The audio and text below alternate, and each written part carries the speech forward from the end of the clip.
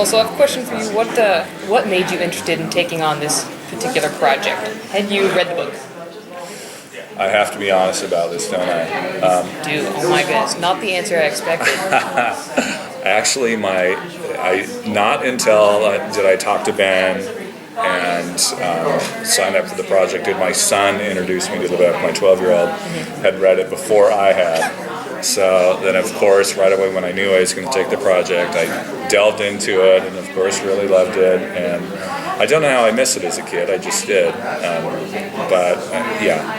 Read through the books, read them with my son, and then read the script. And from that point on, it was really about, again, mostly working with the script. But, again, it was important to read the books first, of course. Right. So, consider then not being like a lifelong fan. You hadn't had something envisioned forever as how something should look. Right. So when you did read the script and then when you read the book, what sets, what scenes, what environments really stood out to you as, oh my god, this is going to be fantastic to develop, to work on?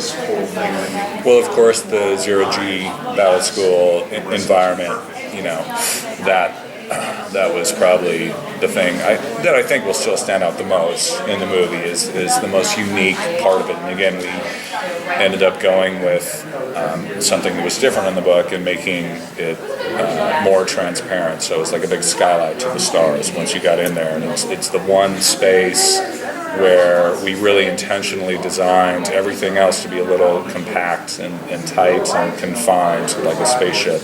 And there are only those certain moments in the movie when you open up. One is that battle school environment. Another one was, Ender looking out his window, and then a few were the mess hall and all the kids. When you get a mass of kids, some of them are kind of bigger. But the rest of it wanted to create that sense of tight confinement like a real spaceship is. Right. So for the battle room, it's described in the book sort of vaguely, but as essentially a black box. So you're talking about making this sort of open feeling. I know a lot of the fans were really surprised when we first saw the trailer and saw that image. Ender jumps out into this just expanse of nothingness and stars in the distance. Can you talk a little bit about the actual design?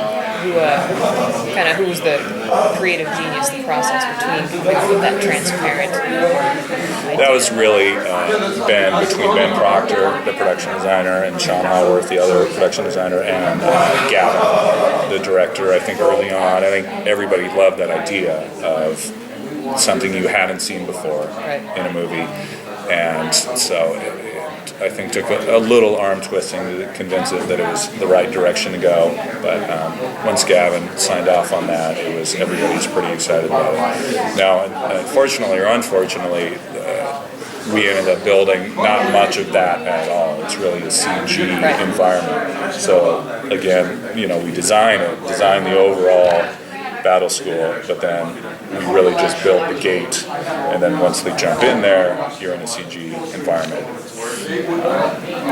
Except also the obstacles. The stars, right? The stars, yes. It's really cool for those of us who've gotten to go to the Ender's Game experience. They have set up out here. They actually have I'll tell you about this later, but the walkthrough and the actual stars. They have one of those in there. How big do you think those are?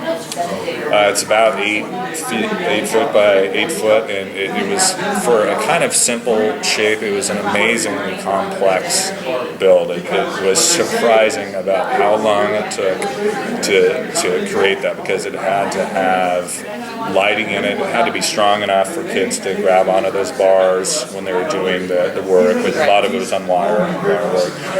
But we had lighting integrated in it, and just the detail and everything. It turned out to be a surprisingly difficult, complex build on that.